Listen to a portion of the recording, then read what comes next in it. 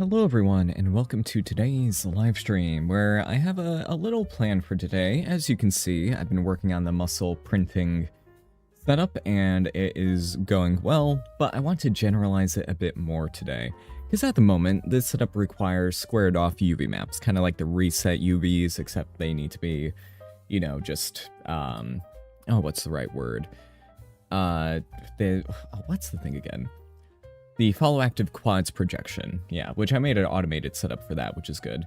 But I wanted to make it so that I could just put any model in here and it'll just print the UV maps. They don't need to be squared off, they need minimal cleanup before they can go and be printed. Which in this case, sorry if this is a little bit gross and all that, but the muscles here, they're not, they're unrolling, which is a new thing that I've tried out in this setup. So let's go over here and slow down this setup. Let's set the speed. Oh, and also, I've changed quite a few things about the setup. It's getting a bit too complicated. I should simplify it. I need to put node groups in to make everything very clear and simple. But I made it so that each segment could take up a certain amount of time, and then the interpolation can do a certain amount of time. And given the lengths, those will stack, which is great. I basically made a timeline out of points, and then used accumulate field to stack the time, and then see what island it's on based on checking which point is within the time range. Kind of like the caption setup I made a while back. You check the start time and the end time. If it's within that, you're currently printing that island. Let me make sure the stream is actually going. Yes, it is. Very nice. But as we can see here, the muscles, let's go over to, where's a good frame to showcase that? Let's go and extend the timeline, because since I went and made quite a few muscles, it takes a while. But with the rolling, it actually does roll. Let me go and switch this to the other shader, so that it looks a little bit better. And also, just before the stream, I actually looked at the Westworld intro, and oh boy, yeah, this shader for the muscles is, amateur. Very amateur. Though, then again, I did set it up in just a few seconds. But yeah. So with this, all the UV maps need to be squared off, which does lead to some very satisfying looking shaders. Like in this case, the arrows point in the direction, and it just looks perfect. It looks so good. But, in the Westworld intro, which I'm using as a reference, they just have sculpted models. Each muscle is not individually modeled, it's all just one amalgamation, probably, not remeshed. Well, actually maybe remeshed, but sculpted to that extent. And I was like, since in production you usually work with pre-existing models and all that, I was like, how would I take a pre-existing model and then print it or unwrap it? Instead of this, it has to be custom made and fitted for this setup. And I think it only needs a little modification. So let's go through the setup. I'll show you how it was made, hopefully in okay detail. And then we'll go and check out how to make it more generalized. Or generalized in a sense. Because as we can see, the node group is too big. I should put in node groups, especially for like this part. This could be a node group. Actually, I'm going to do that right now. Why even wait? And I think that's good. Or maybe just this. I want to get stuff. It's the group inputs that make me annoyed. Because, yeah, that part makes me slightly annoyed. But I can fit all this into there. And maybe even this too. Just put in the transforms and then all this occurs. I think that's actually preferable. We just put everything in there, and that's good. Yeah, the tracer transform, that should be good. So for simplification, let's go and put all of this, make sure I get all the nodes into a node group, because this is what you should do. So we have all that. That seems to be good. I just need to go and move these parts so that's not as weird with everything. Oh, I fixed my mouse, so you shouldn't be hearing the clicking, but it means I'm no longer used to how this mouse scrolls and stuff like that. So if I'm stumbling a bit, that is why. And then here, it's decent, but of course the names are not kept, which annoys me a fair bit. So which one is you? Oh, this is the tangent, so that one is the tangent, probably because of the custom thing there. That then, I'm assuming that's a normal. And then, well, yeah, what are these inputs actually? So that is the oh my gosh. Yeah, this is why we organize this stuff, so that I don't have to keep doing this every 5 seconds. Sorry, this will take but a moment. And then this is the, oh, this part's actually broken right now because I have a sorter in there, but we are just going to skip over that for the time being, so we don't need to worry about it. Yay! So let's just go and simplify this a lot, even though it's not technically simplification, it's more of just, I don't know, reorganization of pre-existing elements. So yes, let's go and move all that back. Sorry if this is taking a while, but it'll be good for me to see what's actually going on here. So there's the position, the normal, then the tangent. So that is position, normal, tangent. Okay, so this one is the normal, and then that one is the position, because we need to transfer all of these separately, because combining them into one doesn't really work all too well. And we need to do the custom stable tangent stuff here, because if you just get the mesh tangent, in some cases, like if it's a tube, it'll go and freak out. So this is tracer transform, and I'm going to put a dot beforehand so that this won't show up anywhere else. Okay, so let's go and explain what's going on here. So, first of all, we get our mesh. In this case, this is the mesh that we're going to be printing. It has the squared off UV maps, as we can see here. So in this state, we go and capture the data that we want to be traced, the position, the normal, the tangent. We capture those beforehand, and then we split by the UV seams. And then we go and set a group ID per UV island. Now in this case, I have a setup to go and sort based per island. So I put in just a gradient like from the bottom up, left to right, whatever. In this case, what is in this case? I actually don't know. I think it's top down. So in this case, it's printing from the top down, but we need to sort that data. Now this is a little bit gimmicky. I will admit, this feels a little bit, it feels a bit like a workaround. But basically, I get the average per mesh island, I store the island index and stuff like that. I delete everything outside of the first index per mesh island. That's what the accumulate field node is for. And then with only those points, so let's go and take a look at this. I need to explain everything I'm doing. This is a technique that I've done before. Sometimes, like with instances, it needs to be done. But actually not cool. Well, for each element helps a lot these days, which would have been slower in this case. But here, I take this, I get the first point for every single island, and then I go and sort the elements based on the weights. And then I go and capture the index in this case, and then I sort it again based on the island index, which is just the point index when things are deleted, but it's faster if I do it this way. Potentially. Actually, is it? So basically, I sort things based on the weight, and then I store the index, and then I sort them back to their original index, and then I pass that original index through. So I sort the index based on a weight, unsort, and then bring it back just to set the order. It's gimmicky, I know. I've tried several versions of this with lists.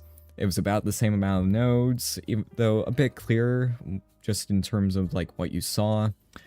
I tried the transfer attribute node, which was more nodes. So this is the simplest I could get it. It's still a bit gimmicky. It just is.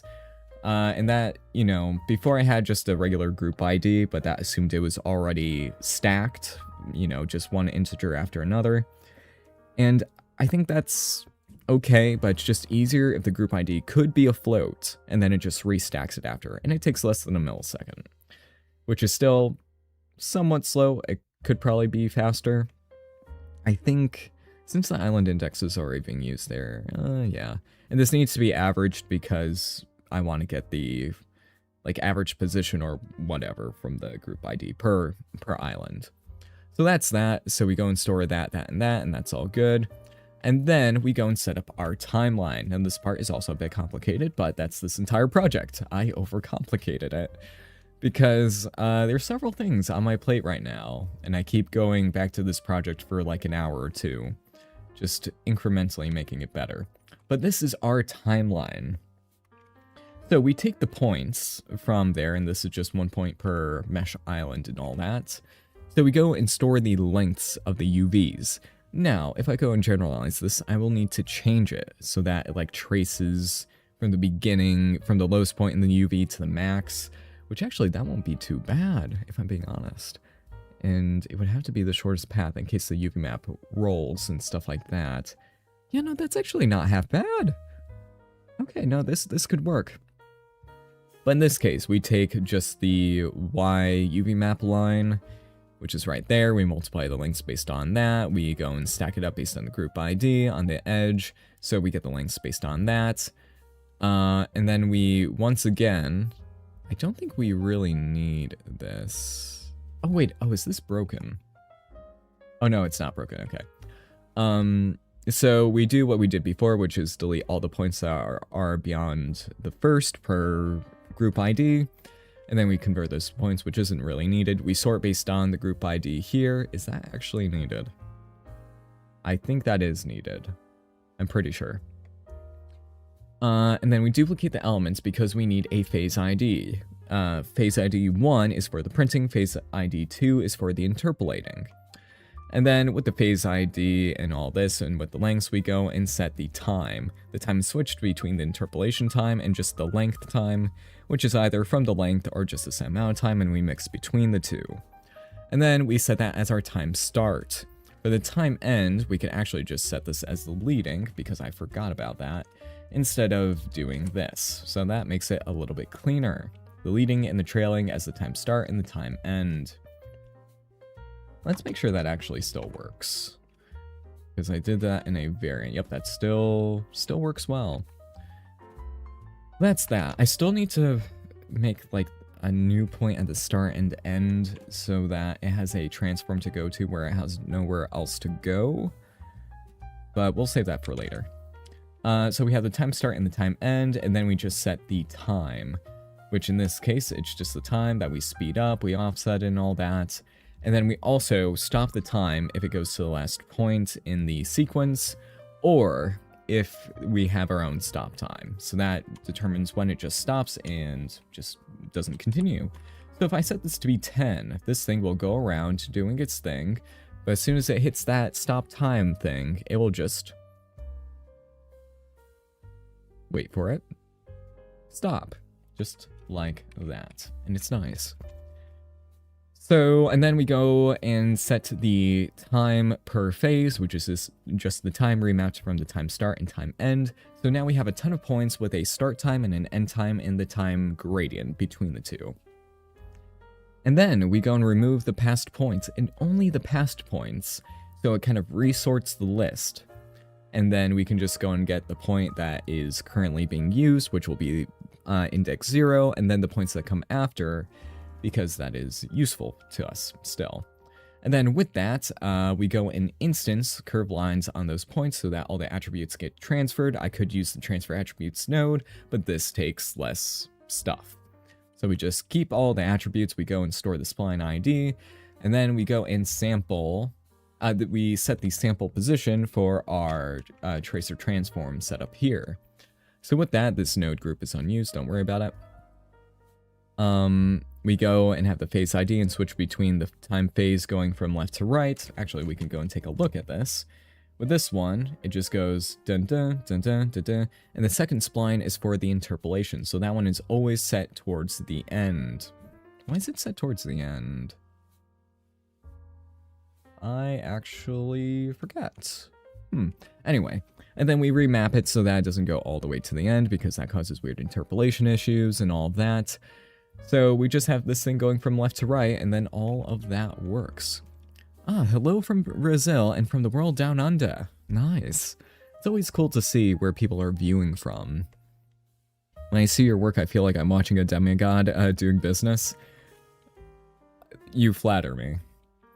Now, the thing is, there are people who are actual demigods walking around. They're called Houdini users. And as someone who uses Houdini rarely these days, I always try to learn from the Houdini people because the logic transfers.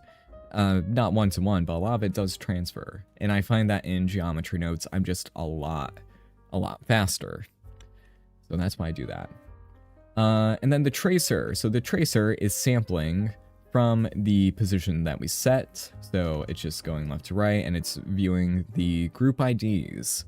So it'll go mesh island 1, 2, 3, 4, and 5. So it just looks at all the mesh islands in the UV map, scans all of them per the group ID, and then it transfers that data to our tracer transform. And here we go and set a transform using the normal, tangent, and I'm just going to copy this to make it a bit easier on my eyes. There we go. So we got the normal, we got the tangent, and the tangent for this curve is going to be the position at one part and another part, though we can override it using a custom tangent boolean for that. So with here, we just set the tangent based on the start and end positions of our tracer spline. That's okay, that's all good. And then, what else? We go and store that as our raw transform. And then we go and interpolate the transform, which I know isn't, I called it transform raw, but this is the transform that everything else will be based on, so it's fine, it's fine, it's fine.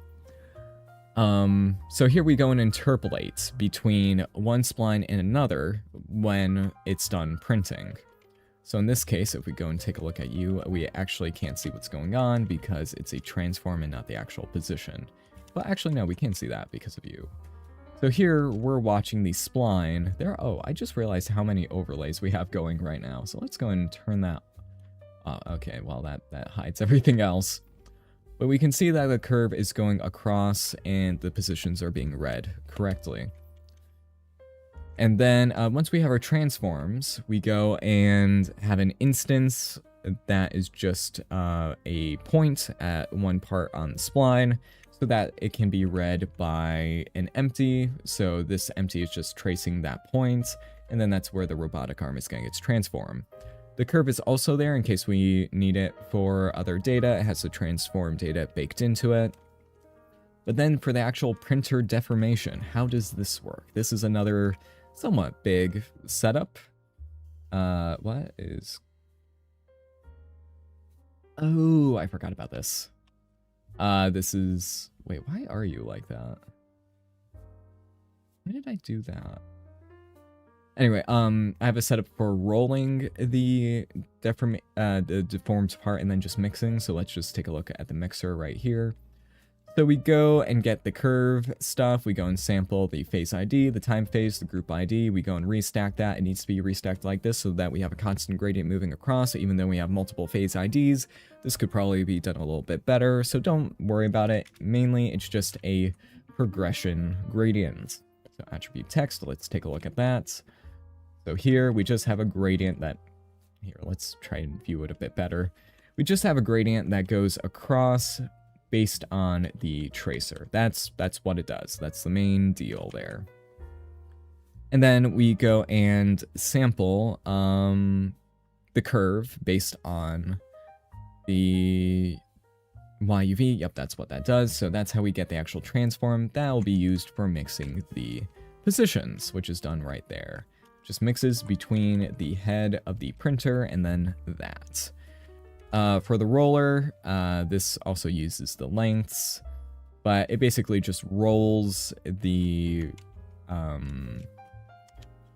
thing. Please tell me it's not broken there. Okay. It is raised a bit because the printer head is raised, but I could disable that for this case. So in this case, the raised height. Oh, wait, why was that? Oh, it forgot to update.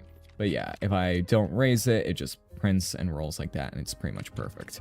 Basically, just takes our progression gradients and then does a ton of this stuff. It's quirky, but it's okay. Gradient for shaders. It is also used in the shader, but in this case, it's needed so that the mesh knows when it should be attached to the tracer or whether it should be in its original position. Either or. Both, actually. Both. Yep, and then we have that going. So, let's move on to the new stuff for today because I spent 20 minutes explaining the setup. Yeah, the sorter, I'm not all too happy with how big that part is, but that's what we have to deal with. One thing that I want to do is I want to make it so that the tracer can operate on any mesh. So,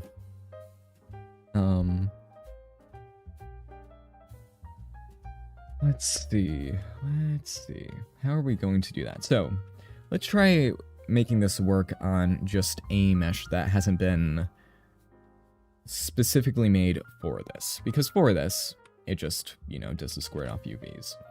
So this is the part in the stream where I'm going to be experimenting. So everyone prepare, because this is going to be a pain. But it'll be fun. He lied as easily as he breathed. Here we have this, and we need to turn off the custom group ID. I want to see what happens here. Because, oh my gosh, why is that so heavy? So why is this not working? Let's go and think about this. So step 1, UV map. We have no UV map, which is probably causing the slowdown. Yep. Because a little thing right here, if you try to sample nearest surface and all the indices are set to 0, it will lag significantly. Which is why I usually go and get the bounding box of, wait. My muscle memory just typed in domain size instead of bounding box. Oh my gosh, my autopilot. Bounding. Bounding. It tried to type domain. Wow, my autopilot is a little bit too powerful these days. Do you ever get that where you're just going about and your autopilot does something and you're just like, wait, what? Oh, wow. And then we get the distance between the two, and if this distance is less than a certain amount, then we need to make it so that everything doesn't function, or at the very least, we like randomize the position so that it freaks the flip out. So yeah, I'm gonna save that for later if I'm being honest, or I can make it output a warning if it's just greater than 0.001. Yeah, just spit out invalid UV map, or yeah, if it's equal to 0, yeah, that's fine. So warning show invalid. Oh my gosh, UV. So if I set this to be UV map, it'll go and yell at us where it says invalid UV. That's how we know something is incorrect. Yes, and we can see, yes, that is indeed incorrect. But even with this, we can see that the tracer is having the worst time on the planet. Let's try and see why and how we can go and fix it. So how do we go and fix this? So yeah, we don't need to worry about that. Oh, wait, that might be bad. So let's go and check every part to see where on earth this is screwing up royally. So we have all of this. Let's make this just handle things a bit better. So let's go and check the group IDs. What's that looking like? Okay, so the group IDs are split up. That's good. So we do have the UV map in those. Does the timeline work as intended? How's the timeline looking? Oh, it is taking its sweet time. Yes, that... Okay, so it's just too slow. Why is it showing the original? Yeah, we don't want to view you at this time. I want you to be completely hidden. Okay. So it's moving slowly, which let's just go and disable the length factor so we can just take a look at this. Yep, that's doing it. So the timeline part is working as well as it can with what it has. If I were to make this work, oh, I forgot to generate, oh, that's bad. I forgot to make this, UV map compatible. Yeah, that would explain why a few things are, you know, a bit broken. Yikes. Hey, I forgot about that. That's why we do these streams. Me explaining it shows little errors here and there. So I'll need to get the min and max UV map positions and use that as the tracer length. Because the lengths will still be broken because this isn't a squared off UV map, which is what we want to handle at this time. But I want to make it so that this tracer handles it. So let's go and delete the viewer and see what's going on here. So we have that going. It's just straight up not reading. Oh, right, that's why. Ah. So, one reason why this is breaking. The UV maps are not squared off again. So I need to modify the original UV map. Maybe I could just make it so that this uses a reserved UV map and then nothing else. I don't need to worry about anything else. Because I don't want to edit the original. So actually here, the UV map that we use there will need to be different than the one that we use down the line. This is something. This is quirky. Yeah, we just need to go and store a different UV map on here. So again, the goal with this project is that we can throw any asset into there and it will print it as long as the UV map is not overlapping. Or if there aren't like little gaps here, which I am worried about those gaps. That will be a pain to work with. It'll probably be fine. It's not going to be fine, but it might be. It might be. So we need to go and do a UV map cleanse right here. We need to clean it up. Make it pretty. So we need a 2D vector on the face corner domain. And here, all we need to do is remap the UV. So here we have our UV map. We need to go and get the field min and max. There we go. This needs to be on the face corner domain. The group ID needs to be the island index. We just need to go over here and use the map range.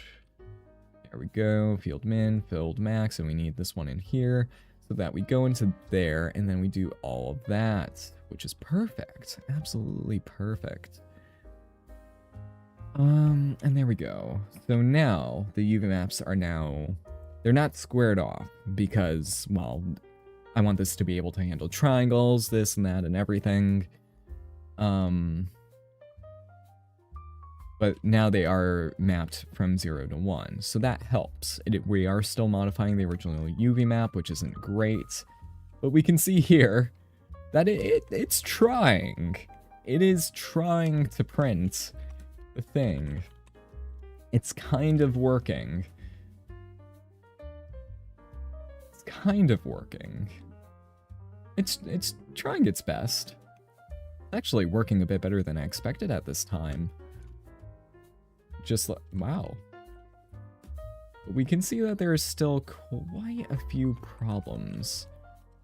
Which I want to see why. Why is that occurring? Oh, I forgot this is the raycast setup. Which, let's go and change that. I should probably make it so that I can set the material at, yeah, let's just set the material after the fact. So set material, let's go and make that direction test. Let's go and try all,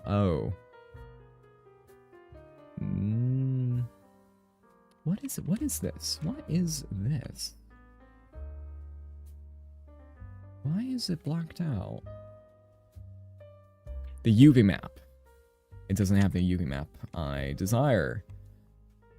So, I guess it would be best if I just labeled this. No, but that's a bad idea. I know that's a bad idea. But what if it wasn't a horrible idea?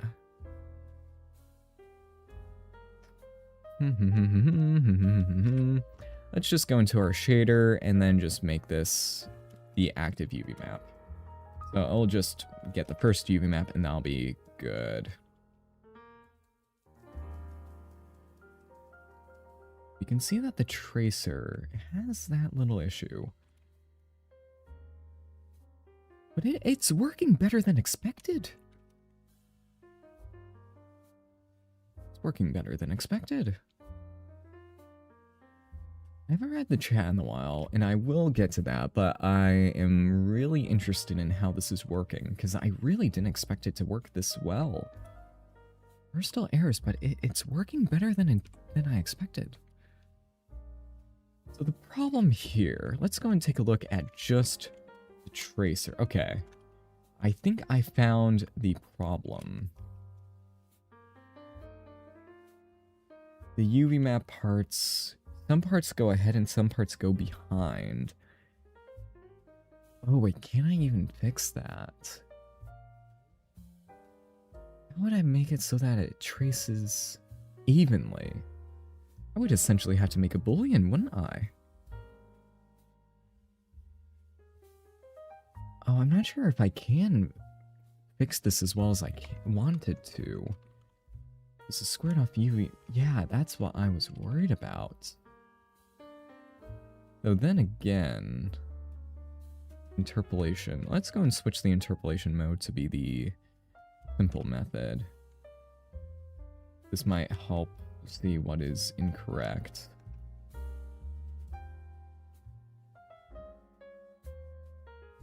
It's actually working better than expected. I am moderately shocked.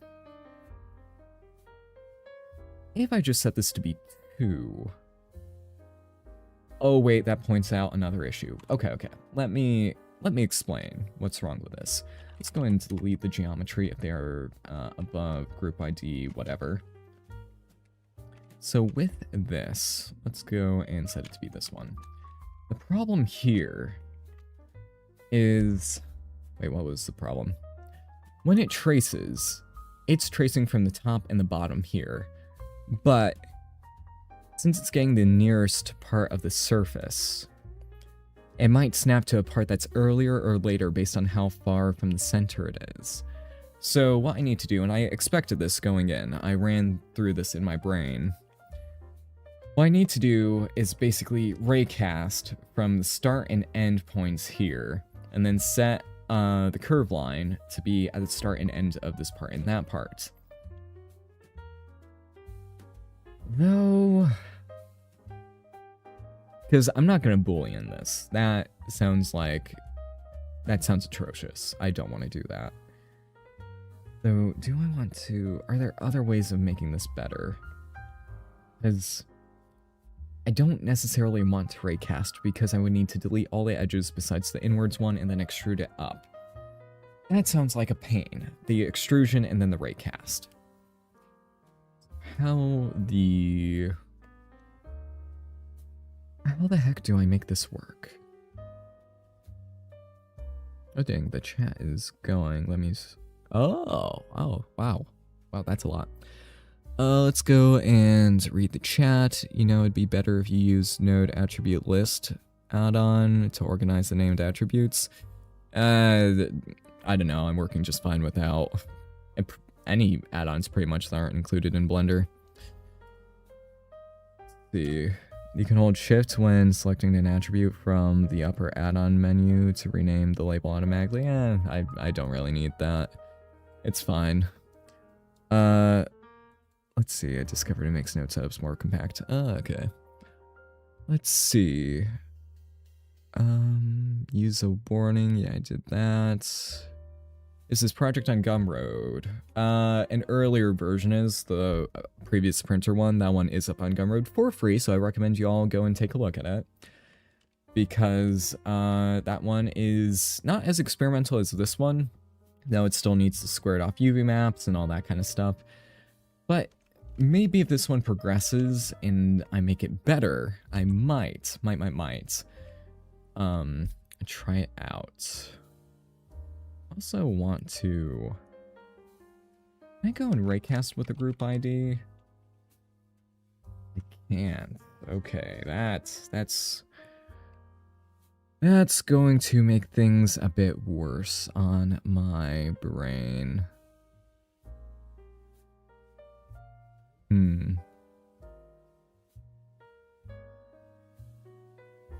Let's see. Do you read chat occasionally? Is that sadness or contemplation in your voice? Oh, that is a question I've never gotten before. It varies depending on the day. But no, that is contemplation. Most likely. If my voice sounds sad, that's because something is not going as planned with the setup. But I will fix it. I always fix it. Are you using any bundles? No. Or closures? No. For quite a few setups, bundles and closures aren't needed. They can help with organization, but that's for setups that are much bigger than this, like a solver node. Let's see, Harley leaving Blender gives me the sad. I do not know who Harley is, unfortunately. Developer or someone along those lines, I assume? Let's see, I need to do the raycast. How do I do the raycast properly? Because I do need to sample the active group ID. So maybe I can go and change a few things about this. He's a UI designer. Oh, wait, I did hear something about that. Yeah. Let's see, get the guy behind the 2.8 overhaul. Because, yeah, 2.8, before 2.8, Blender looked a bit rough. Even though I still used Blender before 2.8. But the overhaul, the UI, looks so good, even in 2.8. Like, they've made changes since then, but just the theme, it just feels modern, it just feels good. Now, there are some people who have forks of Blender that make it look like it's from the early 2000s, which, unfortunately, is not my taste. I like muted, I like simplified, I like the UI to be simple in terms of colors and icons.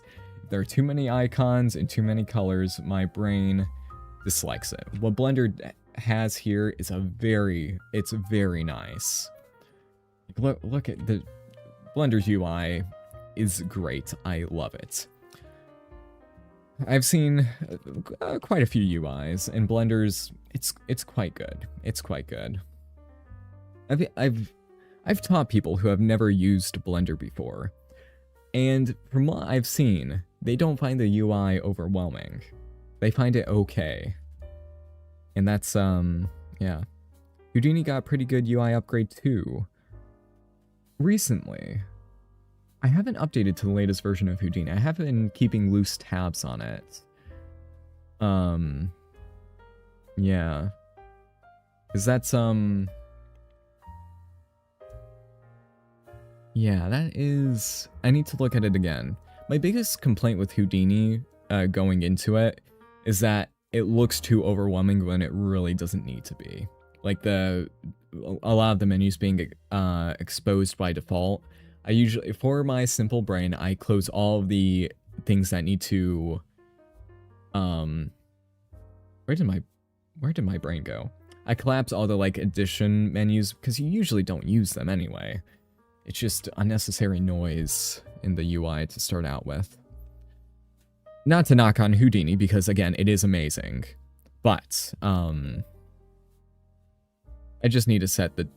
I forget if I can set a default for Houdini's, thing.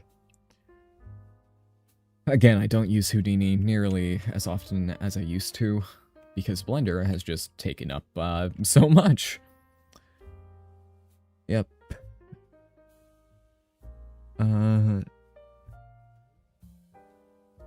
Let's see. The improved IME support patch was merged. I don't know what that is, unfortunately. B for Artist lol. Yeah, no, that... B for Artist is interesting. I've heard... I haven't used it myself. I might have tried it ages ago.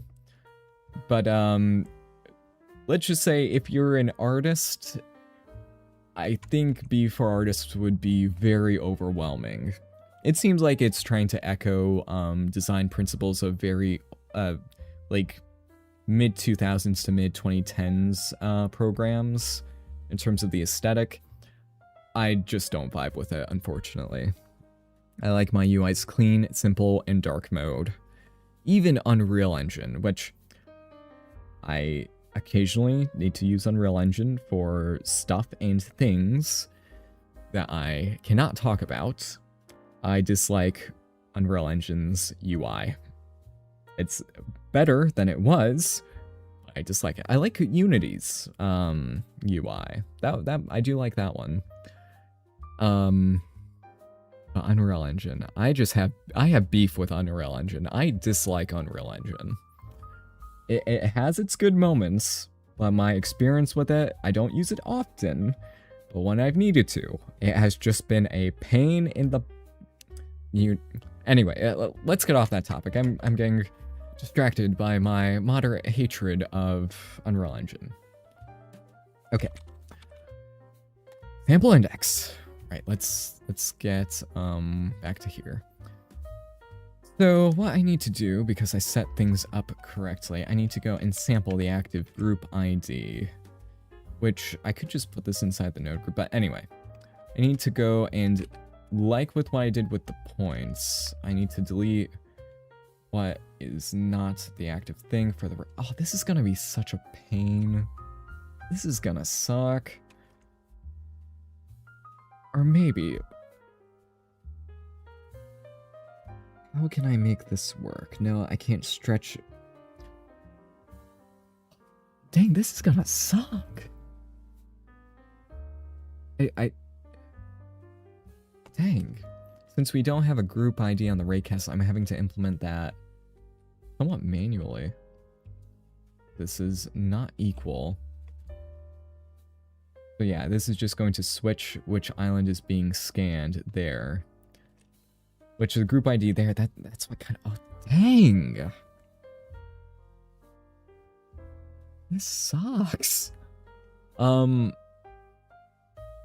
Yeah, no, I'm reconsidering doing this completely because we don't have the group ID there. Now, how do I make this work?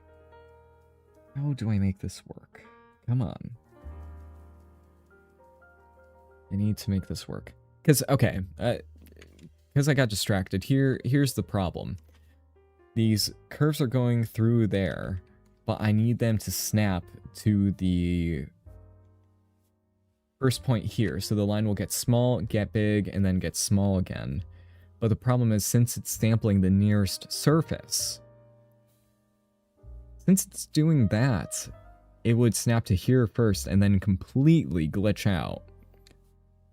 Which sucks. I don't want to have to use a boolean, because that would suck even more. And because I have the interpolator, I need to go and basically... Yeah, no, The group ID, that's the problem there. So I need to think about this differently. How do I... whoops. How do I make it? So I basically have sample near surface, but acting like a raycast. Where it'll just snap to here and ignore everything outside of there. I don't think I can make it work. It needs to be an actual raycast. Booleans just won't work. No, that can't work either. Shoot. Shoot. Because it needs... Because there are two group IDs going at the same time. There's this one and then the next island, which it wouldn't be bad. I might have to make it so that this works in just space. Where just have all the UV islands stacked on top of each other. This... Okay, I'm gonna save this in its current state because I am going to break everything about this. Okay. This is gonna be painful, but I'm gonna do it anyway. Story of my entire life. So here, okay. It's not as bad as I'm gonna make it out to be. It's just gonna be less efficient. Though with the BVH, it'll probably make it a bit better. So we're gonna stack all of these according to their group IDs. And then I'm gonna need to stack the sample position based on the group IDs as well. Now this will be a bit more visual. It'll be a bit easier to tell what the heck is going on. So here we can see what's going on there. Yeah, see that? So now we can see which island it's on and where it's going. So we don't need to delete those anymore. But what we need to do is... we can keep the group ID. That part's actually fine. It's gonna suck. But it's not gonna suck as bad as... it could. Okay. So the target geometry is going to be U. So we need to go and do another set position. So that the position that is sampled from there. Okay, it's just another stage. It's fine. It's fine. It's fine. It's fine. It's fine. Everything's fine. Make group. I'm gonna make a group so that I can focus without everything going downhill to hell and back. So here, what we need to do is we need to go and delete everything that is not the first two group IDs. Which means we need to sample stocks a little bit. I'm just being whiny at the moment. Just a bit whiny. So on the first point of our tracer, we can get the group ID. And then we can delete the geometry. This is just to make it more efficient. We delete anything that is not equal to that group ID. So we get the group ID of there and that. It's fine, it's fine, it's fine. I'm just being whiny. I'm just being a whiny baby. So we just need those two. So if it is equal to that, or it needs to be an and or an or. And I'm just gonna, this is, I'll clean it up later. I'll clean it up later.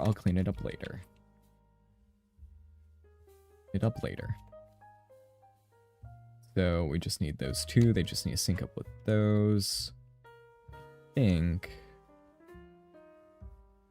No, that needs to be a subtract one. There we go. So with those two, we just delete everything that is not the two active islands, which is fine, which is good. And beyond, you know, my whining and all that, I need to, so this is the UV geo. This is the tracer geo. That's fine. It's actually not too bad here. It's not too bad. So the tracer geo goes over there. We're just removing select active islands. We're basically implementing what's the group ID there, but with that, it's fine. Though, if I did do a for each element zone, that would... Oh, wait a minute. I could do a for each element. Oh. But it wouldn't be per group ID. It's fine. We're doing this the best way that we can. Okay. So, the raycast. What is the direction of the raycast? It needs to be... We need 2 raycasts. Because we can't count how many times it passes through the geometry and where it did on both.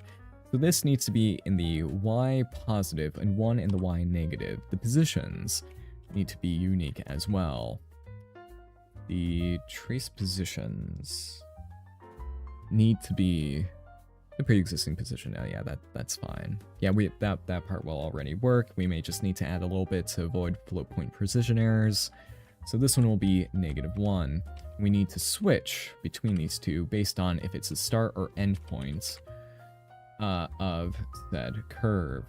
So with that, we set the start and end. But this still will not function as intended because there's nothing to grab onto. And also, if they hit... if they hit, I just need to go over here. And since it's the original geometry... Oh, wait. What am I talking about? I could just have the switch node based on this, and then I don't need it over there. This is fun. I'm remembering base principles that I should know off the top of my head. So here we're going to switch between 2 vectors. One is going to be y1, one's going to be y -1. There we go. There we go. So with that, it will do that. If it doesn't hit, it'll just go back to 0. So now we need to go and treat our mesh so that it can actually raycast, receive a raycast. So here we need to delete all edges that are not border edges. So with that, we just go and get edge, corners of edge. The total is a greater than 1, then delete yourself.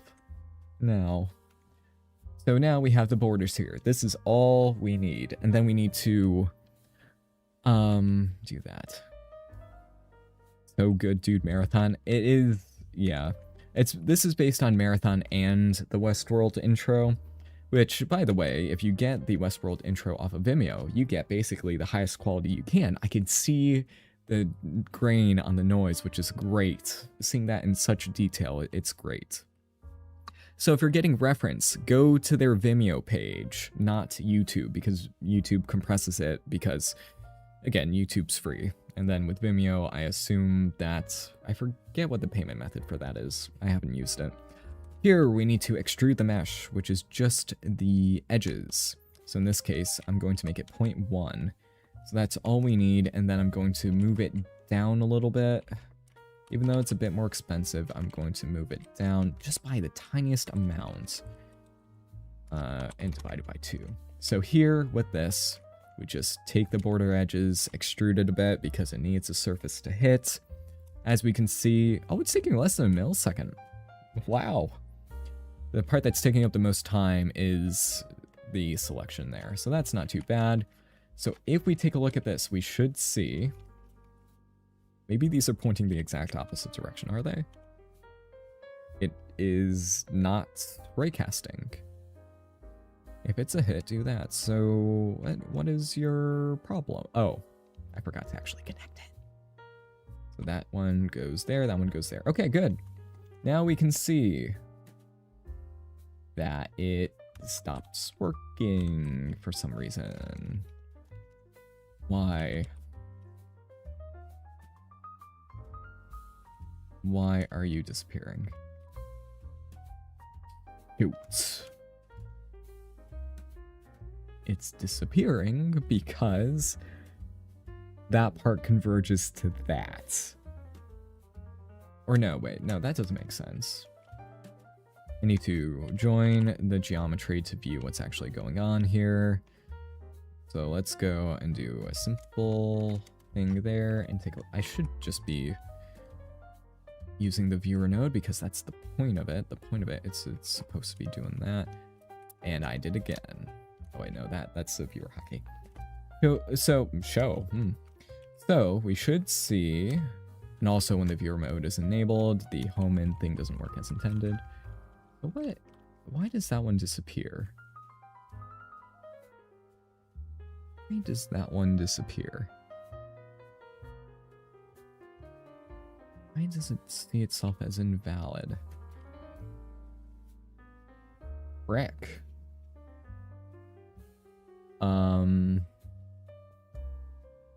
Yeah, the normals shouldn't be a problem here. I do wish that the raycast node could hit edges, which I don't think it can, even if it's perfectly aligned. So again, come on, buddy, work with me here. But with that, yeah, we can see that the raycast just straight up doesn't work. So why the heck does that make it disappear? Let's go and try something. I'm going to take the position. I'm going to add to the reader position based on a scaled thing here. And this will have to be in the negatives. Oh wait, I could just do this. We don't need another switch. Just need to do that, set it to be negatives, and that should be good. Okay. So here the reader, oh, and that just works, apparently. Oh, wait, what, why? None of those are over, those should have been fine anyway. Because there...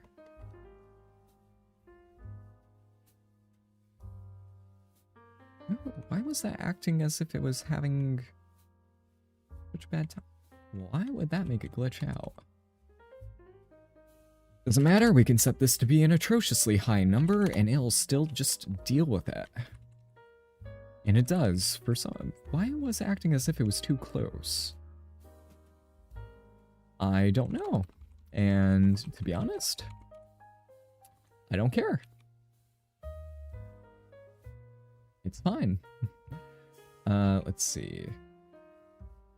Ray cast surface. Did you make the space between your editors bigger? It looks nice. I forgot I did that. It's in the preferences. Edit preferences. This should be user interface. Yeah, where is that? Good thing we have a search thing now. So this should be border. You can't see where I'm currently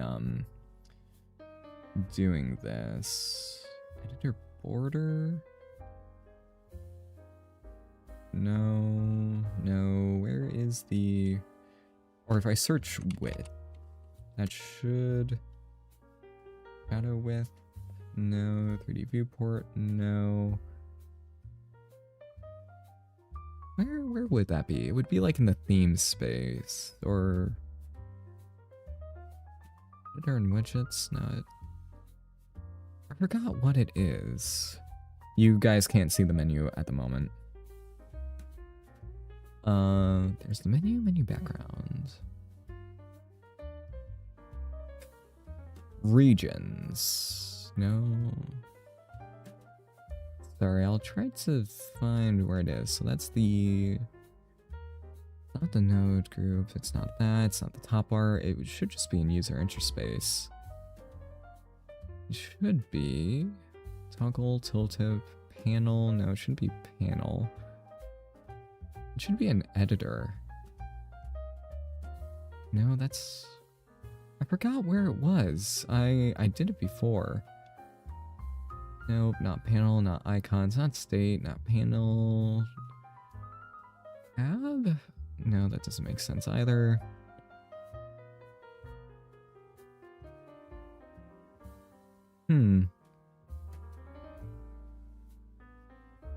Sorry, I'm just looking through this to try to find a animation curve. No, it shouldn't be in there either. Is it a theme setting? References, theme space, nope. Outliner. Sorry, I'm just taking a little break. My brain's actually liking a bit of a rest, if I'm being honest. Input navigation key map. Now, where would it be? No, that's line width, border width. Oh, yeah, it's not a theme setting. It's, or no, wait, it is a theme set. No, it's interface. It's an interface setting, not a theme setting. Yeah. I'm actually surprised. I would think that would be a theme thing. But evidently not. So, I wonder what the default is. The default is 2. So when I reset the theme, that explains why. And the max is 10. Though, I did make it so... I did a little experiment where I edited Blender, where that setting could be like 100, and it didn't look good. But it was okay. Oh wait, maybe this isn't a theme setting because this is an actual clickable place. Something you can click. Because it's not all the borders, it's just the editor dividers. Because up here, it's not changing that width. Yeah, okay. But actually, now that I'm editing it, I do like it when there's no border. I do also like that. Feels weird, because the default is 2. You go to 1. 2 feels okay. But I do like 5. Oh, this means on the video that everyone saw, the borders were larger than the default. I've just been working with this for so long that this just feels normal to me. Oh, that is actually really funny. Because it's not a theme setting, I forgot. I should reset that so that I have the average. Though then again, I have used versions of Blender where I don't have this set and I haven't even noticed. So I just don't notice. It's hilarious. It's only a 3 pixel difference though, so that, meh. It's not that much. Okay, now that we're back here, this should work now. So now, we can see that it is glitching for some reason. Oh, I know why. Because I need to resample the curve after the fact here. So it does that, and then I need to resample it so that it has... Actually, this could go beforehand. So we just do that between there and there. So this is raycast UV min max. And if you're wondering, why not just do a min max node? It's because... Yeah, why did I do that? Because it needs to be basically, it needs to be like a Boolean slice. But what I want to figure out is why some parts are still freaking out big time. Getting late here, might call tonight. See y'all. Oh, hey Quackers, how's it going? You've been doing a lot on the PR side, I've been seeing. I've been a bit too busy to work on my own PRs because I have ideas, but I just haven't had the time. I want to know why this is freaking out right now, because it really shouldn't be. Is it invalid input? Oh, that could be a reason why some parts were glitching out. Yep, and that was why. Glitching out because I accidentally included the viewer mesh. Let me go and read the chat again because I think I might have missed a few things. Oh no, it was just a U, I think. Okay. Yep, that is good. That is good. So now this is printing pretty well. Only thing is... Yeah, since a lot of the UV map parts are tubes, it can look a bit weird. But it is working okay. We can now print whatever we want, even if the UV maps don't make perfect sense. Because again, right here, it's just doing that, and it is handling it quite well. But not perfect, as we can see. Apparently, it's just like, for some reason, it's like, oh, I'm gonna be over there for some reason. I do need to debug. I do need to debug some of this. Actually, I'm going to Control X this part and then put this over here so that we only move a subset of elements. And why the heck did you not actually copy? Control C, C, C, C, C. Okay, there we go. Control X and then Control V. There we go. You remembered. Lovely. And then I'm just gonna put this in here. Just going to offset that, and I'm going to just make it... Yeah, we're really combining a lot of things, but it'll be fine. There we go, and then I just go and put that to there. Not great, not terrible. But we are optimizing. So basically, we're matching those group IDs. It is okay. It is okay. It's decent. It's okay. It's fine. It's fine. I am not mildly annoyed. Okay.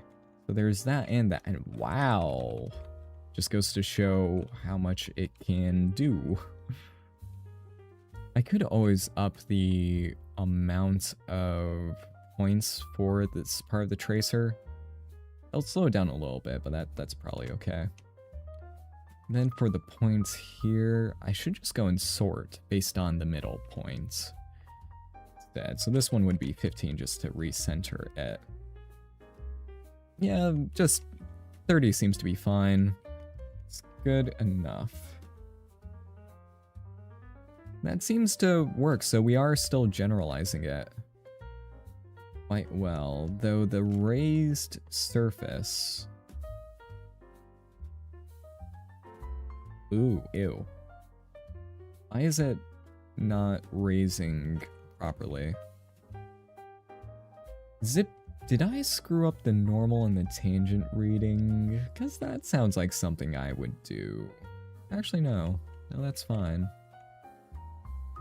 Maybe it's... Oh, wait, I know it's not raising based on the right one. It's getting that way. Which... Yeah, it should just raise the thingy. Oh, wait, no. It's because it's getting the average. Which that won't work because a lot of these parts are tubes. So if I were to just connect it there, it will cause a few little discontinuities, which I could fix with a little blur here, just cheating it. But on the flip side, it works okay. And then also for the tangents. The tangent. I'm calculating the tangent here instead of just getting the curved tangent because I'm storing the transform and not setting the position, so I'm just getting it dynamically. Just to be honest, this, I don't like how that looks, so I'm going to do that right there. I could always blur it. So instead of just getting the start and end points, it's just a blurred version. Which honestly might be better. Yeah, it's better if I do it that way.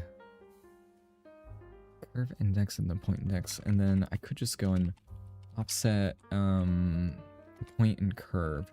So yeah, I might just need to make a generalized calculation where I just go and evaluate at index. We're just remaking some parts of this because I don't know when to quit on this project because it has been rather fun. Subtract. It should so yeah, normalize, blur, normalize. And if there is, I should blur it now, shouldn't I? The parts that are bigger have more weight to them. And the endpoints, since those will have a thing of 0, that'll be fine. And then I normalize, and then I just patch it through. So that should be a decent tangent, if I'm being honest. I could blur it even more so that it influences more. There'll still be an easing, but it'll just be more general. Oh, what the? What the? Is that from the normal? That is not how it's supposed to go. It's twisting, which means that the tracer head, this visual part, needs to be adjusted. Yeah, no, I'm yeah, why is that screwing up? Is it because it's because of the tubes? That's the problem. Since parts are tubes, it is freaking out royally. So do I just need to get... We're past an hour, so I should start wrapping this up. We got the main part of what we wanted done. Just the tracer is unfortunately freaking out a bit. Or maybe actually the tracer is fine. Just having a hard time determining... Actually, yeah, wait. Because that's derived from the empty. So the empty is having problems. And this part... Oh, this just gets the... Oh, wait a minute. I need to just sign this. Wait, no, that doesn't make any sense either. I need to do the spread, and then this needs to set the orientation. This is screwing with my brain. That's the instance on points, and then it goes to there. That should not be the way it is. I need to redo this. Yeah, no, I need to redo some of this. Just get the instance, and the instance should have a rotation. And then that should be good enough for all of that. This just gets the width, which is fine, and that doesn't need to go negative. That never needs to go negative. Yeah, no, that part's fine. Just this tracer thingy is not good. Does it like does it invert? Offsets? No, I don't need to worry about you. What's your problem? Why was there a -1 there? Was the setup just incorrect and now it's correct? Maybe that was the case, but nope, this thing has a million problems and that is not one of them. Oh. Wait, no, that shouldn't be happening. Why is that happening? We still have a few little bugs to work out, but it'll be fine. I can fix everything. So, what's your problem? So we have that one and then this one. Ah, okay, that's a problem. Problem is that it's not just going straight up. So the offset should be combine x, y, z, and it should be 0.1, and I'm just gonna set that to be that just because. So that should solve a little bit of it. Make it not quite as bad. And then what? No, that should be fine. So I need to, yeah, let's go and have a join geometry again so that I can just see what its problem is. So that part's right there. That should be fine. Yeah, that shouldn't have any major issues at hand. Let's resample it, and then I do that. And then I do that. So why? Oh, that might have fixed it. Uh-huh. I mean, it looks like it fixed it, even though there's still a few little problems. What is your problem? Why are you going from there? Oh, that's inverted now. I mean, I might have just inverted. Yeah, that looks like that's what happened. So the problem, the tracer is supposed to be like this. Maybe I should have just had it like that. The problem is that this part accidentally mixed it up. Actually, that sets the position, and the spline parameter should be... Did that be reversed? So maybe...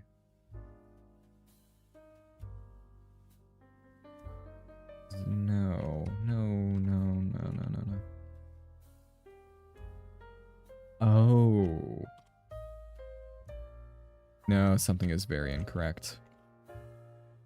Let's go and take a look at this. So, which part is actually the endpoint? So this one right here. I made it so that the start would do that, which is a problem. So let's take a look at you. So you should be this one. So the endpoint should fire in the negative that one should fire in the positive. And then with this one, that one should be up, that one should be down. That should work as intended. So that's fine, and that's fine. So the problem was just a miscalculation on my part. Then we should go down here and see that things are more broken. Okay, what's your problem? Okay, that's the problem. Let's try this again. Yeah. Oh, is false. Okay, so okay, so that did have to do that. Okay, so now does that, but why is this part still acting very wrong? Yeah, no, that part is not inverted. Go on mute.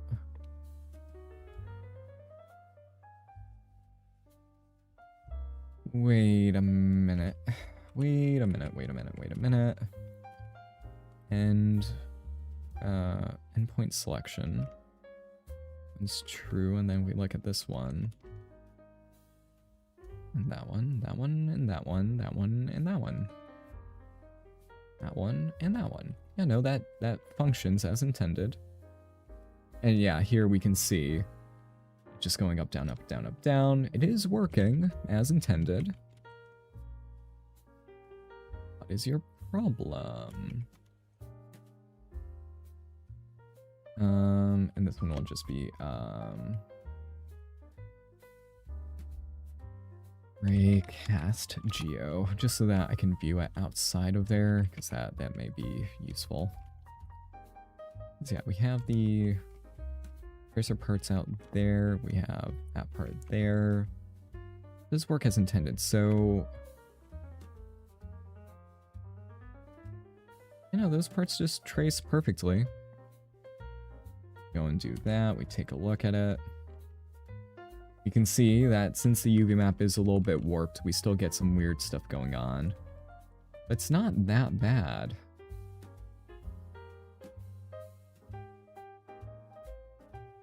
The problem area is there, so if we go and zoom in on it, yeah, that's not a problem. So it seems like it's now...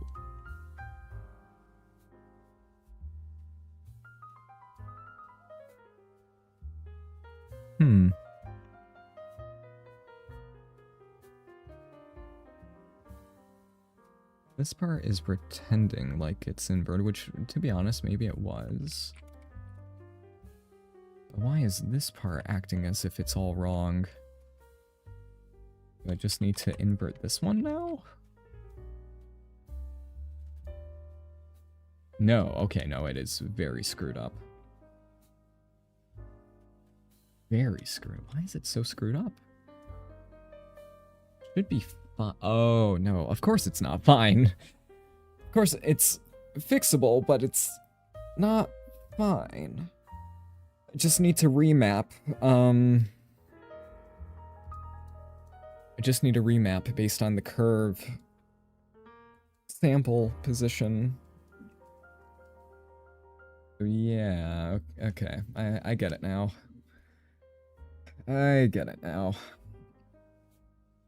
And also, that brings up... Yeah, I'm getting tired. I need to stop this soon. I do need to store the sample position here.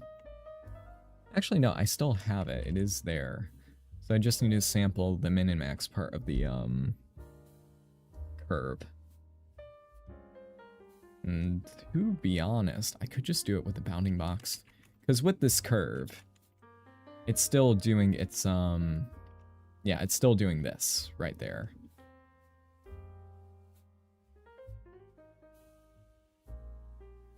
Honestly, I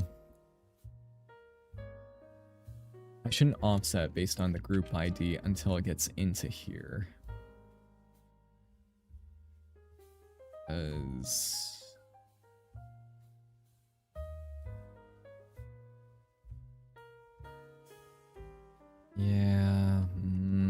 still sucks. That means that this reader will be wrong. Okay, looks like I need to go and put this back here. Not happy about it. But it needs to be done. Because again, this group ID I can't really use properly. Fortunate, but it's what I have to do. It's okay. Still not happy about it, but it's okay. Only weird, like really weird thing is I thought that the tracer would be perfect.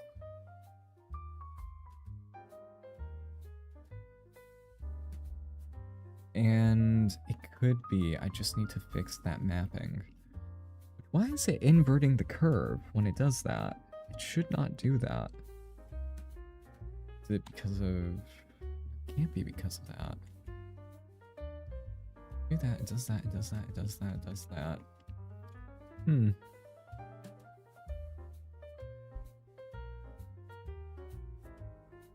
Oh, and the custom tangent is disabled because of, yeah, so I'm just gonna go and do that and that, put that onto there. So this is... There we go. Oh, it cleans up so well. If I follow the conventions I put in...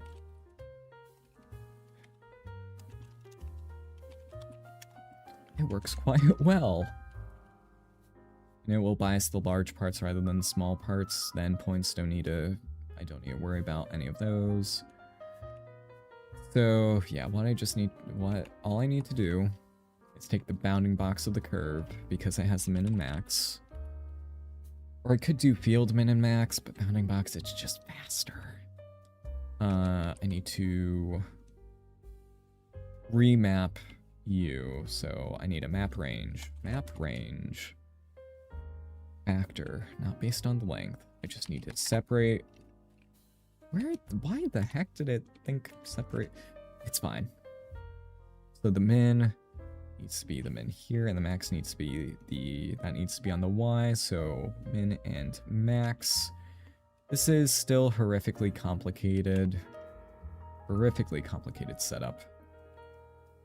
Invert it like that, or just change the inputs. Something is still so wrong.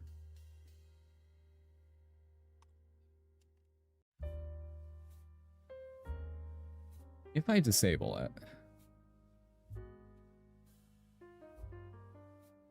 I mean, it does look like it's mapping correctly. Wait, why is it inverting again? Why? How? How?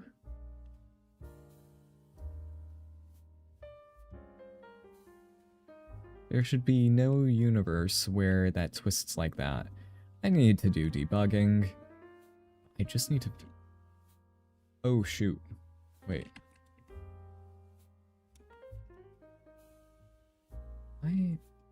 Oh, no, that's just the parts that aren't visible yet.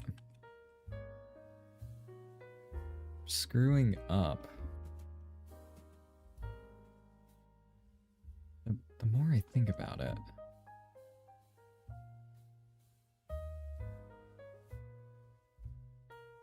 Why? No, something still wrong. It's like for each...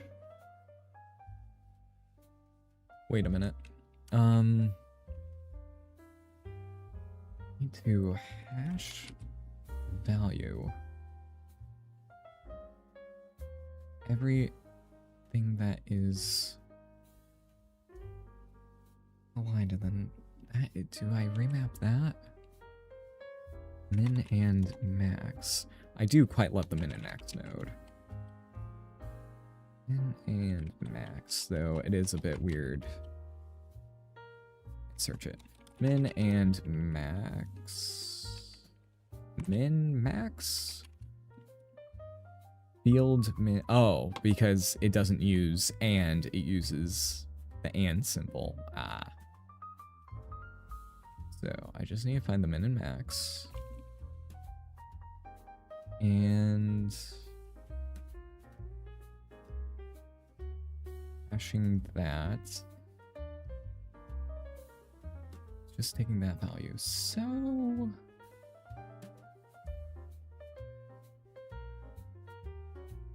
that's not changing anything.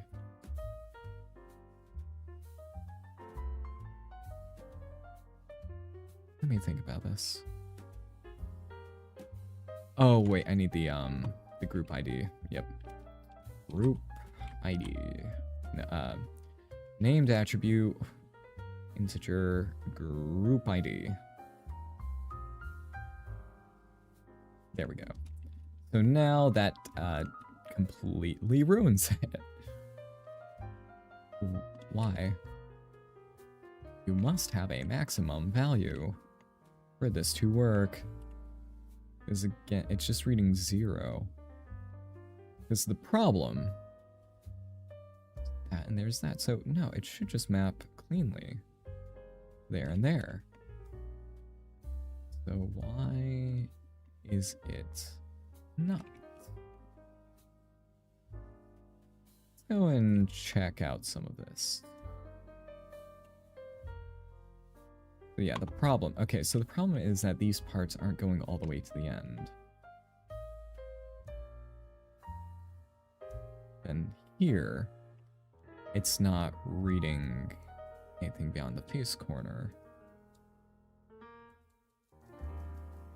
It should.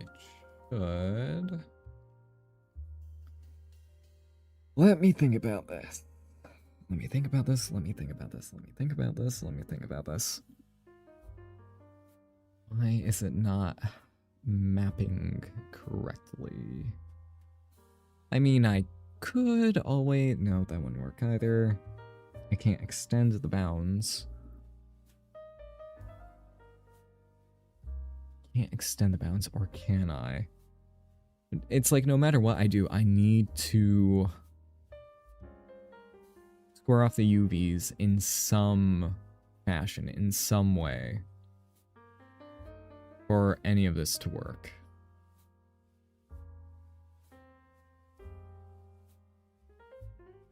But it just doesn't want to work. On the face corner domain, and it's taking that. Or maybe, like, if it is per point, it just says, no, I can't do it. Which, that's not a winning attitude, is it? Evaluate on domain needs to be point domain. So we should get at least something going on here. Needs to be a float as well. Oh, at the very least, that fixes nothing. I think my brain's just a bit cooked at the moment, though this is a tricky thing to do.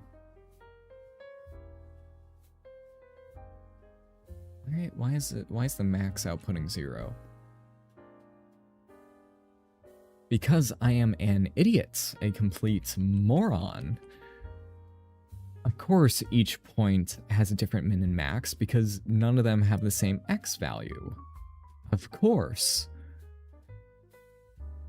Of course it can't map it. The only hope, again, is to do the min and max from the evaluated points. That was the point of doing this. So... wait a minute. There we go. That does map those parts correctly. The problem is that it screws up everything beyond that point in our very nice progression gradient. So maybe I just need to make it so that it, like, everything beyond things that get... No. It's just a topology issue at this point. I don't think we can solve it any better than it already is solved, to be honest. I think this is the best we've got. I think this is the best that we've got.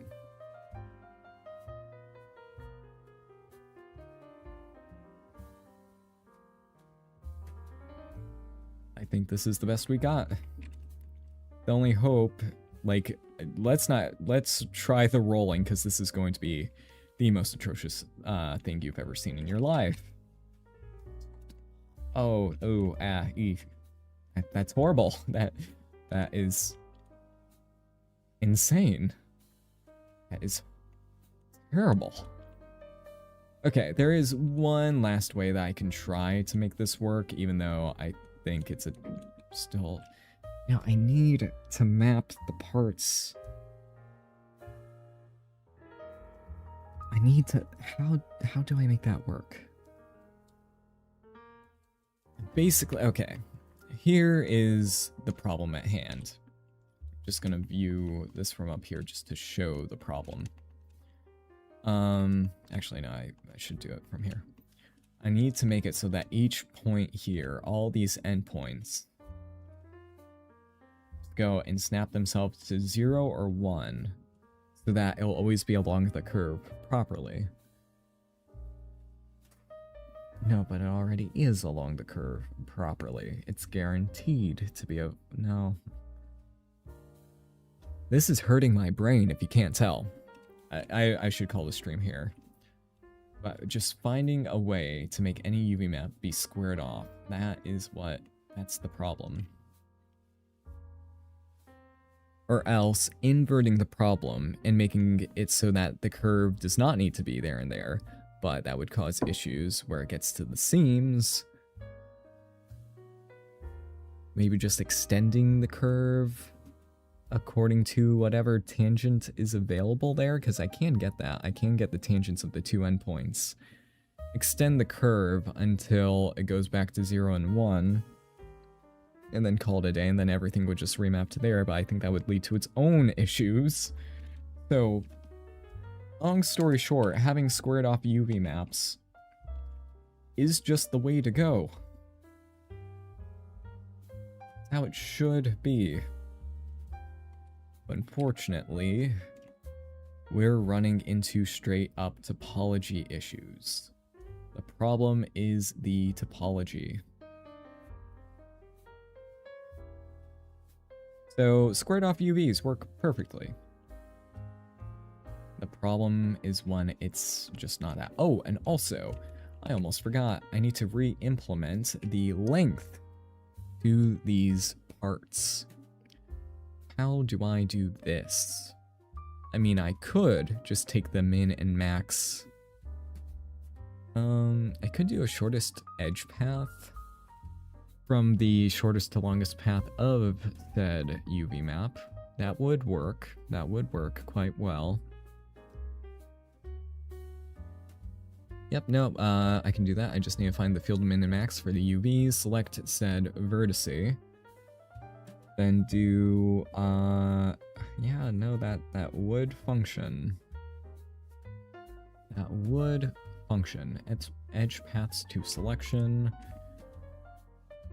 That would work. That would work. Shortest edge paths. So what I need to find. Then this to selection. To selection, and then I need to find the endpoint of it, turn it into a curve, find the start and end point of it. Or just get the selection, get the min and max. Or just accumulate field.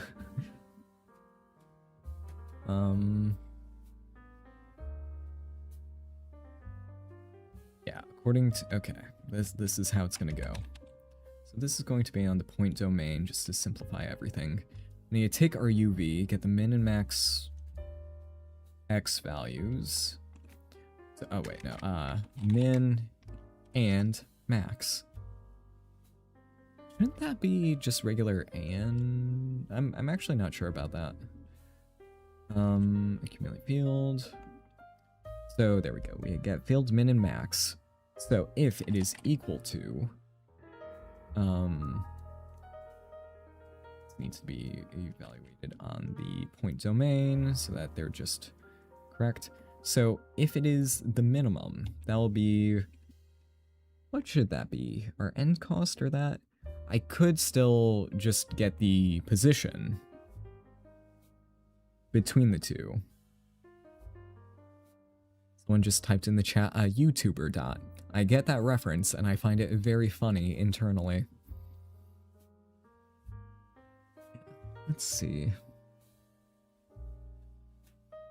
Let's see. And the edge cost should just be the,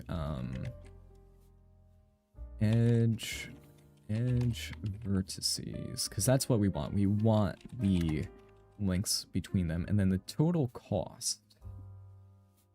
We need to get the cost of the end vertice. That, and then this one, we just need to get the start vertice. Is going to be that. So we do this, we do that, and then we just need to... Actually, wait, no, we don't need that. We just need to multiply. We just need to, yeah, accumulate field based on the group ID. So field based on the group ID. We just need to multiply that by only the endpoint to get just the length of each ID. So, all things considered, this should work perfectly.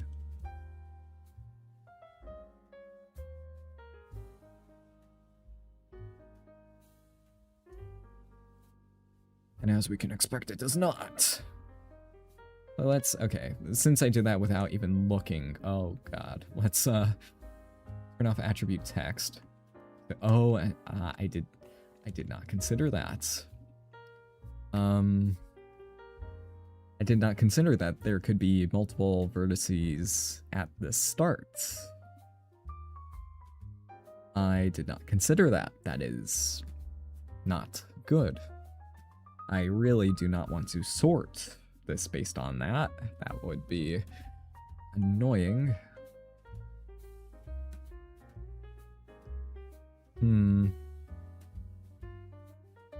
For some reason I assumed there would... Oh wait, no.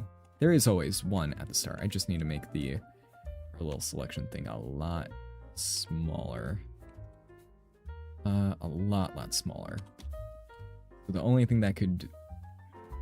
Actually, no, wait. How do I just find the minimax index of them?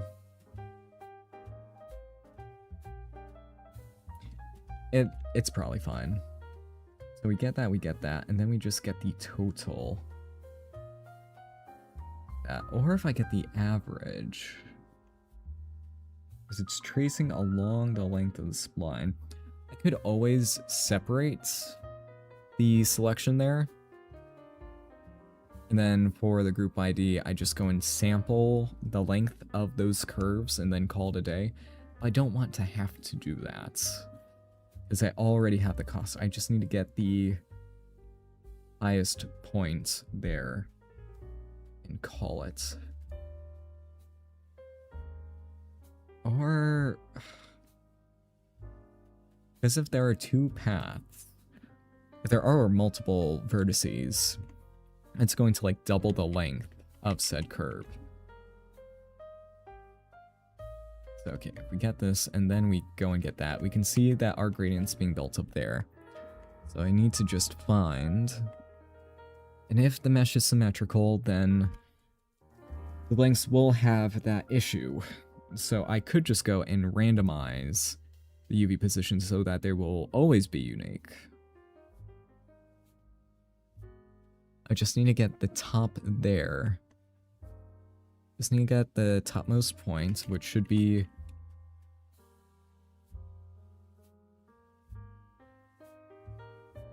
Wait a minute. Oh, wait, that's why. I didn't actually get the top point. So do that, do that, do that. So I just misclicked. So right now, it is functioning. It's taking its time. And we can see it is rolling indeed. Oh no, we can see the tangent. Oh, maybe that was the problem. Tangent flips at a certain point. Probably because of, yeah, how I screwed it up. Screwed it up beforehand.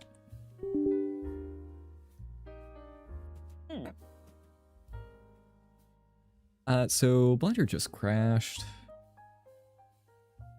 Restart. That's actually the first crash in 5.2. And it was from...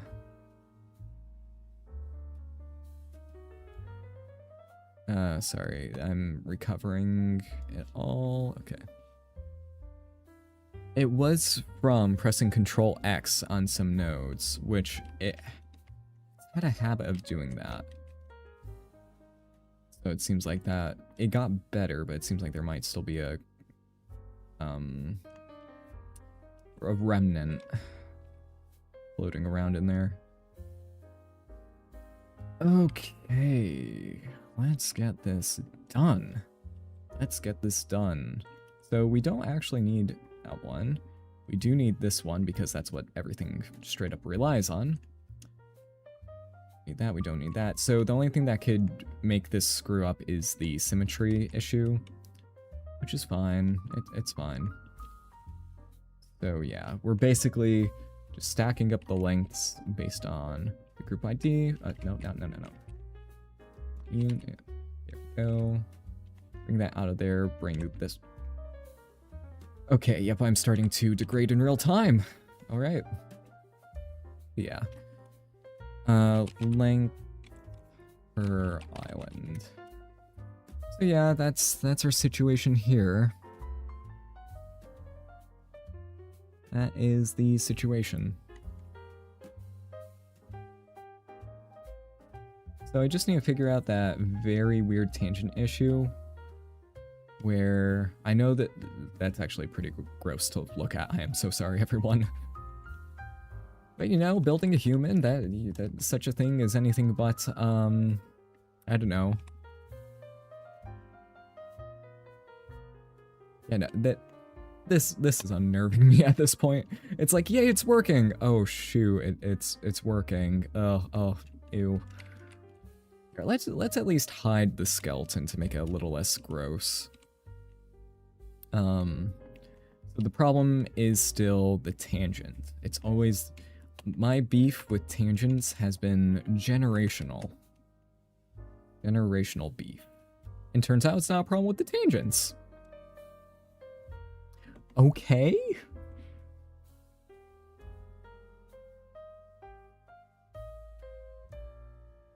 I'm sorry.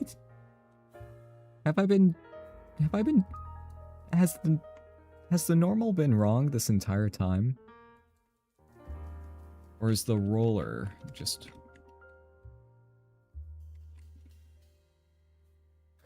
Wait a second.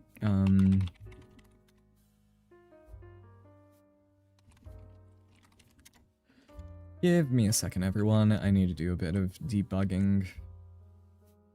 This is one of those projects where it's like, oh, I think it might be collapsing under its own weight at this point. Funnily enough, not the first time that's happened to me. There is just a point where projects collapse under their own weight. Of course, I need to scale this down. There's just way too much going on. Projects that collapse under their own weight. Okay, so let's take a look at this. So, with the tracer here, did I accidentally screw that up? Did I accidentally make it? That should have been the Z this entire time. Z should always be up. Problem is that I need to make the empty even smaller. 0.01. I wish we had the viewer node could visualize the values as axes, which it should be possible. I mean, they're instancing text on it, or putting text there. It should be,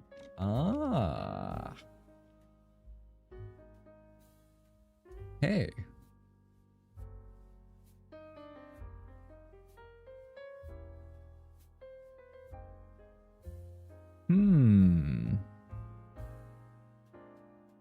The absence of a tangent, what occurs? Nothing good.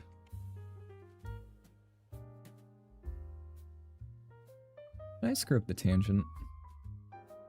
normal. The normal goes through there. This is what I get for not using named attributes here, even though that's how apparently you're supposed to do it, so that's there. No, that's the normal. The normal should be pointing just up.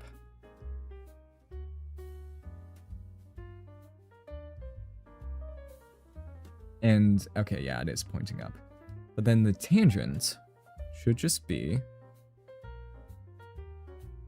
Tangent should just be...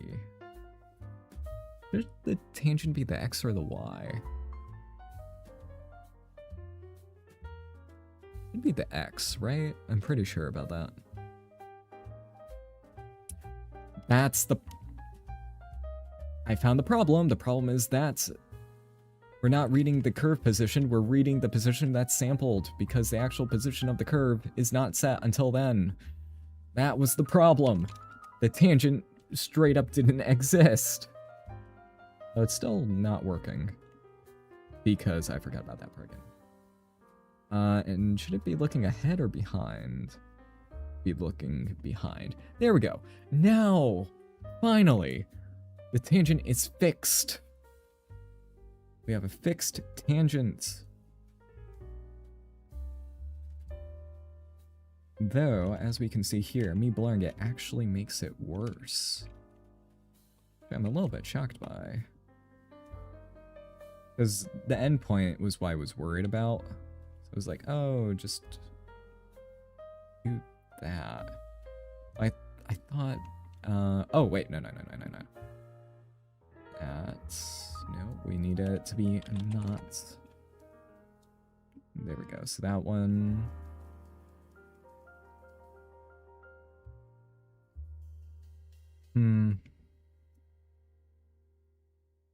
Okay, I just need to do another evaluate on domain. I'm just going to... Yeah, tangents are always my weakness. Just going to make it so that it'll look ahead if it is end point of the curve, which means that if I do that, better visualizers. That's what needs to happen there. So it should look ahead for that. Yeah, if it's not a valid offset, it should just look behind. No, it should be like that. Okay. Now, there we go. That's good. So if it's not a valid offset, it'll just look behind itself. One that does have a valid tangent. So it just extends the tangent how it should be. Tangents. If I have beef with anything, it's collisions and tangents. Funnily enough, they are rather similar, aren't they? So now we have, finally, after 57 years, we have a tangent that works. We can blur it more if we want, but we have a tangent. I think 10 times should be good. I can normalize it so that each part will have the same... No. Oh. Yeah, I actually don't know. Let's set it to be 4. That seems good to me. Doesn't modify too much. Let's make it so that the length will determine, the influence. Because I think that'll be good. So finally, no, you're not a stable tangent. Get out here. So that's how we do curve tangents without using the curve tangent node, because the curve tangent is incorrect at this time because the position was being read by that. So now, finally, we can go and visualize the axes, and it works. So the question is, so that's the X, that's the Y, and that's the Z. So the question is, should this be Y or X? And then in that case, should that be inverted? Should the X be forward? Yes, the X should be forward, because that's where the UV is looking. So yes. Now, finally, for the 50th time, visualizers. Visualizers. Visualize everything, because your brain does not have the power. And it seems like the rolling is, working exactly as intended. So does that mean that our little problem there... Oh, we're almost at 2 hours. I keep going over time. I'm sorry. Go and do this. Let's go and turn off the rolling. That part is fine. No, it is not fine.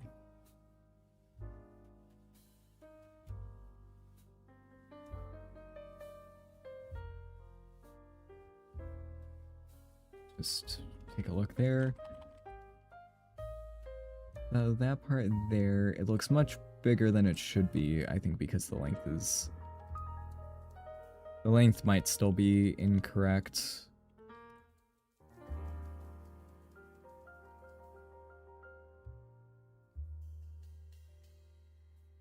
Still... There's still the topology errors, but we're so close to it actually working. Just what is up with that? What? Is it just that... Do I just need to set all group IDs that are not the active one to not exist? I think so. I don't want to delete them because I want the topology. Actually, no, I am screwing with the topology anyway. So, I guess I could just go and delete anything that's not the active group ID. If you're not the active group ID, delete yourself. And also, I'm just going to go and set ID to be the index, so that if I do delete it, motion blur and stuff will probably work.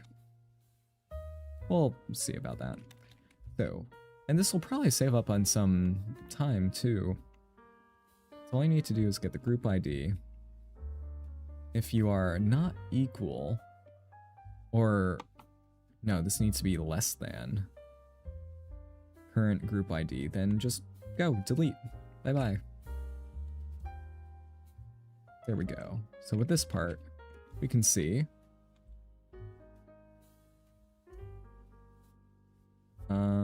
off, on, off, on. Yep, there we go. And we can see that the thing is inverted. Oh, wait a second. It's inverted because of the winding order of the UVs. I forgot about that. I completely forgot.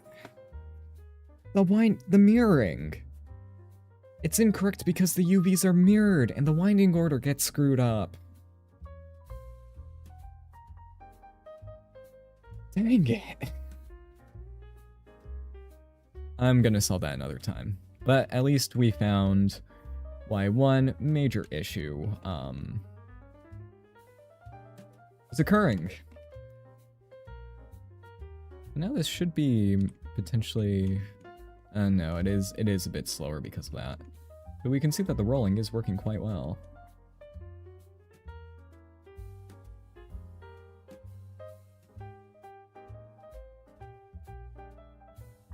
And then the width there. You can see that it just extends like that and then does that, which, it's fine.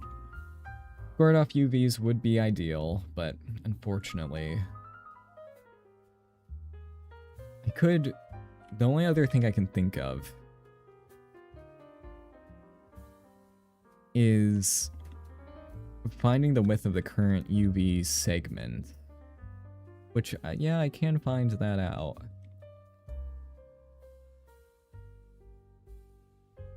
And then extending the kind of wire beyond that, it'll always have set width, and then that would... No, but we kind of already tried that. This is, I think, unfortunately, the best we've got. It's fine. It's fine. It does work.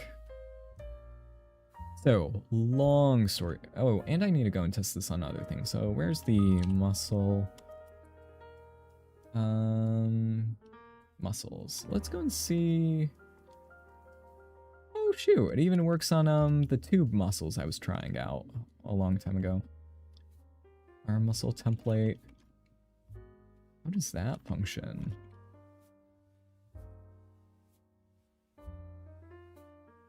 Oh.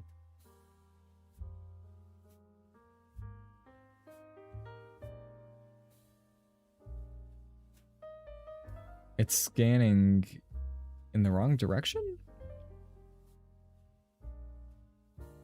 It might just be that that part is a bit screwed up. The orientation is something else I need to consider. Alright, so it works. It works on, and now it works on more types of UV maps.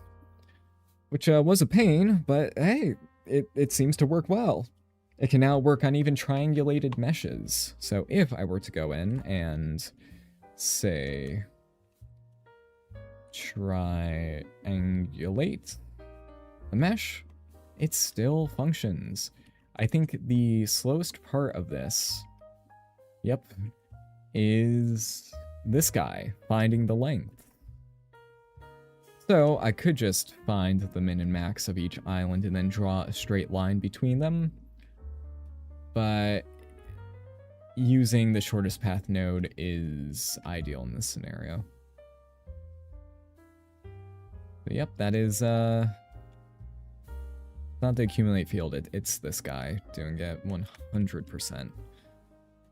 So yep, it works. So I just need to find a better way of finding the lengths that is, one, more stable, and two, just better. Like, yay! Fill the field min and max.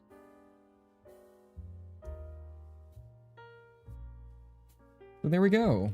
Let's go and set the speed to be faster. So yep, now I can print anything. Doesn't need squared off UVs. Even though squared off UVs would be ideal. Let's go and find... Okay. We're almost at 2 hours. I'm gonna call before 2 hours because I'm not going over 2 hours now.